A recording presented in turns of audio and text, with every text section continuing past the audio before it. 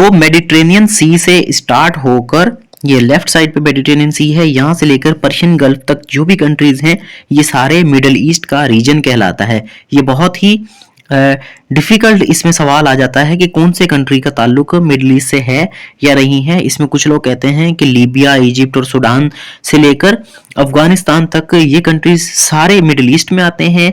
कुछ लोग कहते हैं तुर्की भी इसमें आता है, लेकिन ये इसमें क्लियर करेंगे कि ये सारे कंट्रीज इसमें हैं या मिडिल ईस्ट की कोई और ही डेफिनेशन है। और इसी तरह जो फार ईस्ट है वो क्या चीज है, और इसी तरह नियर ईस्ट किसको कहते हैं और नियर ईस्ट और मिडिल ईस्ट में क्या फर्क है।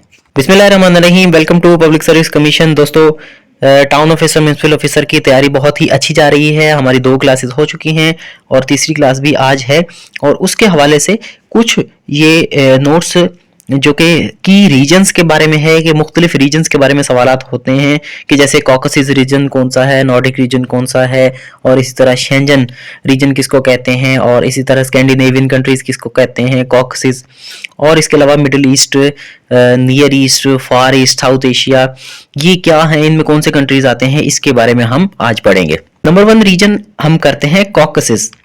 अब इसको प्रोनाउंस किस तरह से करते हैं, ये आपके सामने प्रोनाउंसिएशन इसकी लिखी हुई है, कॉकसस। कॉकसस रीजन कहां पर है, ये रशिया के पास है, यानी एक माउंटेन सिस्टम है, पहाड़ी सिलसिला है, उसका नाम है कॉकसस। और इसके साइड में जो भी कंट्रीज लगते हैं, जिस तरह से रशिया, जॉर्जिया और अजरबैजान एंड आर्मेनिया, ये 4 ममालिक हैं जो मिलके जिसको कहते हैं कॉकसस रीजन। और इसके एक साइड पे ब्लैक सी है, दूसरी साइड पे कैस्पियन सी है।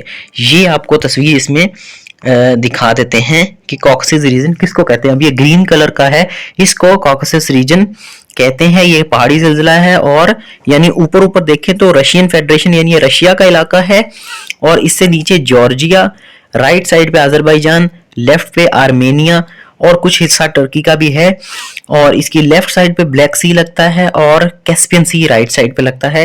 तो सवाल आपका किस तरह से आएगा, ये आएगा कि कॉकसस रीजन कौन से 2 समुद्रों के दरमियान में है, ब्लैक सी और कैस्पियन सी के दरमियान में। ये भी सवाल हो सकता है, या दूसरा सवाल ये आ सकता है कि which of the following country is in Caucasus region, यानी वो जॉर्जिया पूछ सकते हैं, आर्मेनिया पूछ सकते हैं, अजरबैजान या रशिया, कोई भी एक ऑप्शन दिया होगा, और उसमें से कोई एक country out of the region हो सकता है, वो लटविया, लिथुआनिया पूछ सकते हैं, या बुल्गारिया वगैरह, ऐसा कोई क्वेश्चन आ सकता है, काजाकिस्तान का आ सकता है, अजरबैजान का पूछ सकते हैं कि कौन से कंट्री इसमें आते हैं। तो ये सवाल इस रीजन के बारे में हो सकता है। तो अगेन इसको रिपीट कर लेते हैं, कॉकस रीजन एक माउंटेनियस सिस्टम है, और ये किस किस के दरमियान में है, ब्लैक सी और कैस्पियन सी के दरमियान में है, और इसमें कंट्रीज कौन कौन से आते हैं, Russia, Georgia, Azerbaijan and Armenia. Second number पे हमारे पास आ जाता है नॉर्डिक कंट्रीज या Nordic reason.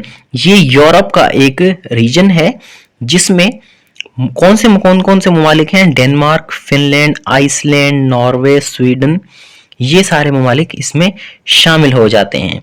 The designation include Faroe Islands and Greenland, जो कि ऑटोनोमस रीजन है। ग्रीनलैंड अगर आपको मैं बताऊं तो ये डेनमार्क का के अंडर में है, यानी देखिए डेनमार्क ये राइट साइड पे स्वीडन के बिल्कुल नीचे डेनमार्क लिखा हुआ है, ग्रीन कलर का ये छोटा सा ये मुल्क है। लेकिन जो ग्रीनलैंड है बहुत बड़ी आइलैंड, कहा जाता है कि सबसे बड़ी आइलैंड भी यही है, इस पर भी इसी का कब्जा है। और ये आइसलैंड के नीचे देखें फारो आइलैंड्स, इसके ऊपर भी डेनमार्क का कब्जा है। तो ये सारे ममालिक जो है इन पूरे रीजन को क्या कहते हैं, नॉर्डिक रीजन। नॉर्डिक रीजन को स्कैंडिनेविया भी समटाइम्स कहा जाता है, क्योंकि स्कैंडिनेवियन कंट्रीज जो हैं वो ही जियोग्राफिकल कोर है, यानी इस पूरे रीजन में जो जियोग्राफिकल एरिया है वो सिर्फ स्कैंडिनेविया का है। यानी ये 3 ममालिक होते हैं जिसमें फिनलैंड, स्वीडन और नॉर्वे, ये मिलकर स्कैंडिनेविया बनाते हैं। अब ये देखें स्कैंडिनेविया का हमारे सामने मैप है। तो कुछ लोग तो कहते हैं कि इसमें बाकी सारे ममालिक भी आ जाते हैं, जिस तरह से आइसलैंड है और डेनमार्क है।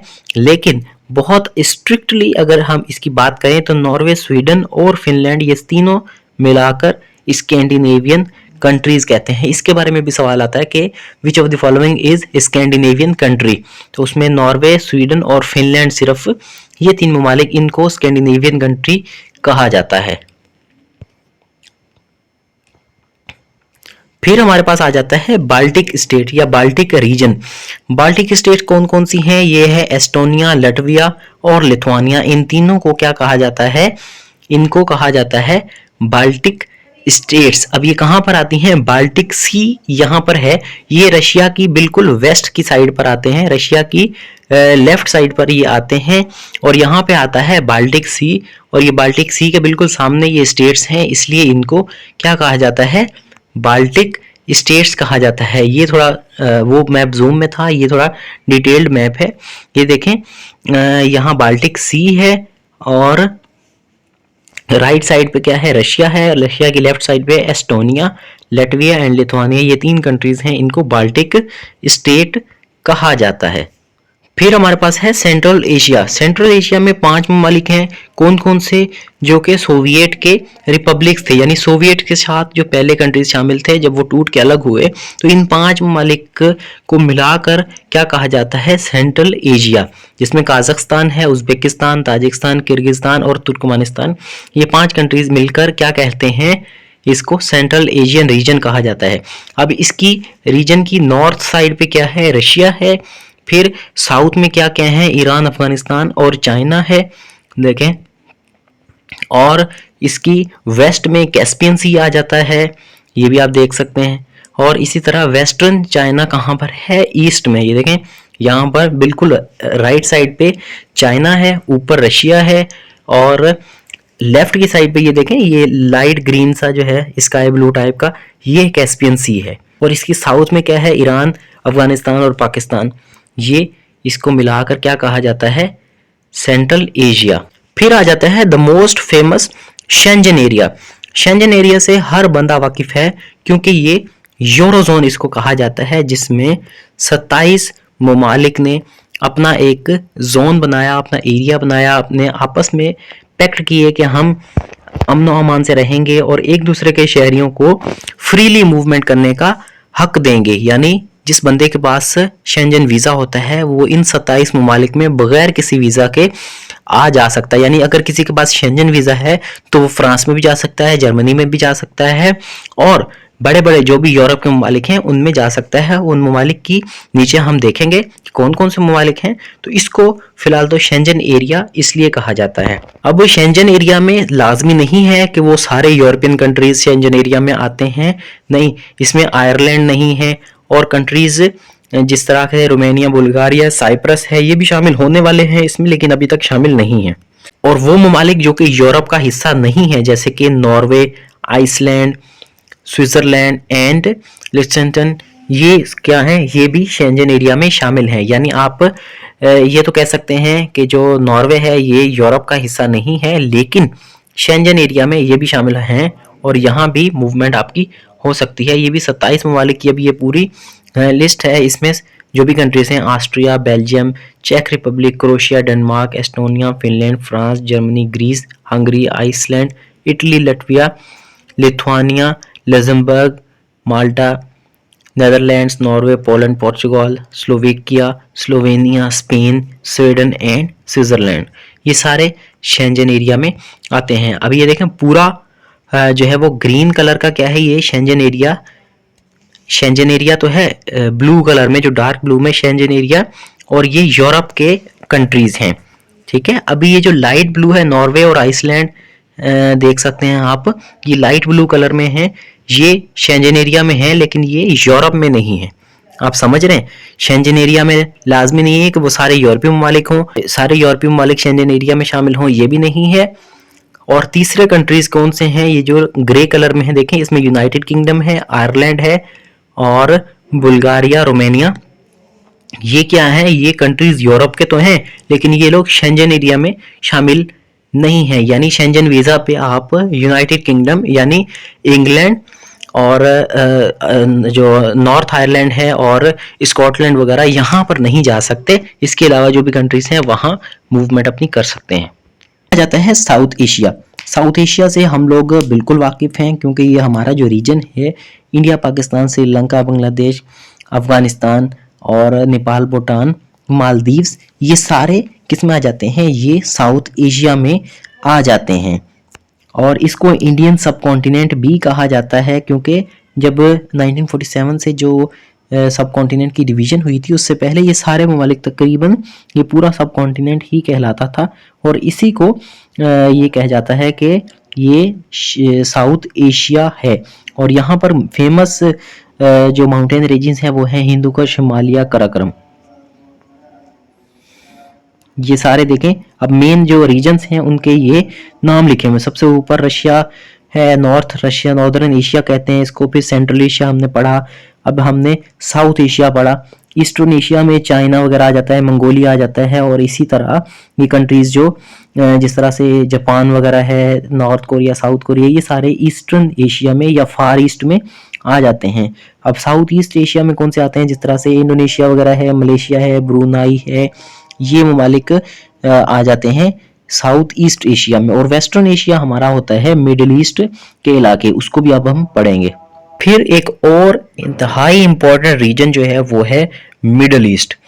मिडिल ईस्ट किसको कहते हैं, ये वेस्टर्न एशिया, जिस तरह से अब ऊपर हमने पढ़ा कि वेस्टर्न एशिया का एक रीजन है, इसको मिडिल ईस्ट कहा जाता है। सिंपल डेफिनेशन तो ये है कि जो वेस्ट एशिया के वेस्टर्न कंट्रीज हैं, जिस तरह से सऊदी अरब वगैरह हो गया, इसको क्या कहा जाता है, इसको मिडिल ईस्ट रीजन कहा जाता है। अब एक और डेफिनेशन भी इसकी ये है कि मेडिटेरेनियन सी से लेकर अरेबियन पेनिनसुला तक जितने भी ममालिक हैं, इनको क्या कहा जाता है, इनको मिडिल ईस्ट कहा जाता है। ये देखते हैं हम, ये आपका सामने आ गया मेडिटेरेनियन सी, ये मेडिटेरेनियन सी है। यहाँ से लेकर ये आ गया पर्शियन गल्फ। पर्शियन गल्फ के दरमियान यहाँ से ये पूरे जो भी कंट्रीज़ हैं, Lebanon, Israel, Jordan, Kuwait, Bahrain, Qatar, Saudi Arabia, UAE, Oman, Yemen और इराक, ये सारे, सीरिया भी, ये सारा क्या है, मिडल ईस्ट कहलाता है। लेकिन मज़ीद इसमें हमारे पास राइटर्स हैं, हिस्टोरियंस हैं और एक्सपर्ट्स हैं, वो क्या कहते हैं कि मिडिल ईस्ट में वो टेरिटरीज आ जाती हैं जैसा कि तुर्की, Cyprus, Syria, Lebanon, Iraq, Iran, Syria, West Bank और Gaza Strip, Jordan, Egypt, Sudan, Libya और इसी तरह की दूसरी स्टेट्स, जिस तरह से Saudi Arabia, Kuwait, Yemen, Oman, Bahrain, Qatar और उसी तरह से दूसरी यूएई, ये वाली स्टेट्स भी इसमें आ जाती हैं। और वो लोग क्या शामिल करते हैं, ट्यूनीसिया, अल्जीरिया, मोरक्को, इस तरह की स्टेट्स को भी इसमें शामिल कर लेते हैं।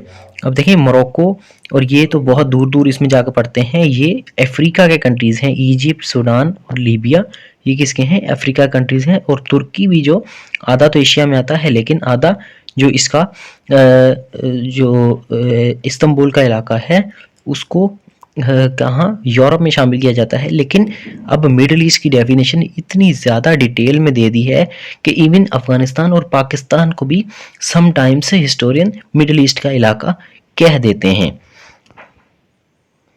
अब नियर ईस्ट भी इसी का नाम दिया जाता है कभी कभी, यानी वो इलाके जो मेडिटेरेनियन सी से लेकर साउदर्न एशिया और बाल्कन पेनिनसुला, इवन जो बाल्कन अपन ने ऊपर स्टेट्स पढ़ी थी, यानी नियर ईस्ट या मिडिल ईस्ट उन ममालिक को कहा जाता है जो कि ऑटोमन्स के अंडर में थे। और समटाइम्स नियर ईस्ट का नाम मिडिल ईस्ट भी दे दिया जाता है। तो ये इसकी एक बहुत ही गंभीर और बहुत ही कॉम्प्लेक्स, जिसको कह देते हैं, वो एक्सप्लेनेशन इसकी है। अब यहाँ पर एक और रीजन आ जाता है एशिया माइनर। एशिया माइनर उसको रीजन को कहते हैं, अगर आपने टर्किश ड्रामे देखे हों, जिस तरह से रिसेंटली हमारे पास अर्तुगरुल का जो है वो सीरीज़ चल रही थी, उसमें एनातोलिया का नाम बहुत ही मशहूर लिया जाता है। तो एनातोलिया एक पुराना नाम है और ये किसका है, ये पेनिनसुला का नाम है, यानी ये तुर्की का। देखें कुछ इलाका इसको अलग से कलर दिया हुआ है इन्होंने, यानी ये तुर्की ज़्यादा इलाका जो है ये सारा एशिया में आता है। और इसकी छोटी सी एक स्ट्रिप है, छोटी सी स्ट्रिप ऑफ लैंड है, जिसको क्या कहा जाता है, ईस्ट थेरस। तो इसको, इसमें इस्तांबुल वगैरह है, तो ये सिर्फ यूरोप में आता है, बाकी सारा जो है वो इसको एशिया माइनर कहा जाता है। ये कहाँ पर है, ये ब्लैक सी और एगियन सी और मेडिटेरेनियन सी के दरमियान ये सारा जो पेनिनसुला है, पेनिनसुला उसी को बोलते हैं कि ऐसी ज़मीन का टुकड़ा जो 3 तरफ से समंदर में हो, ठीक है। एक तरफ इसकी जो है वो एशिया के साथ मिल रही है और बाकी 3 तरफ क्या है, पानी है, एक तरफ खुश्की है। तो ये सारे इलाका जो है इसको एशिया माइनर कहते हैं। अब ये देखें तुर्की का ये छोटा सा पार्ट जो है और ये येलो कलर का थोड़ा सा जो है, ये किस में आ जाता है, ये यूरोप में आता है। अब उसकी उसको क्या कहते हैं, उसको ईस्ट थेरास या ईस्टर्न थ्रास, तुर्किश थ्रास और यूरोपियन तुर्की जिसको कहा जाता है। यानी यूरोपियन तुर्की जिसमें इस्तांबुल है, बॉस्फोरस स्ट्रेट से कनेक्ट होकर ये जो है वो वेस्ट में चला जाता है, यूरोप में चला जाता है। इसलिए कहते हैं कि तुर्की एशिया और यूरोप दोनों में शामिल है।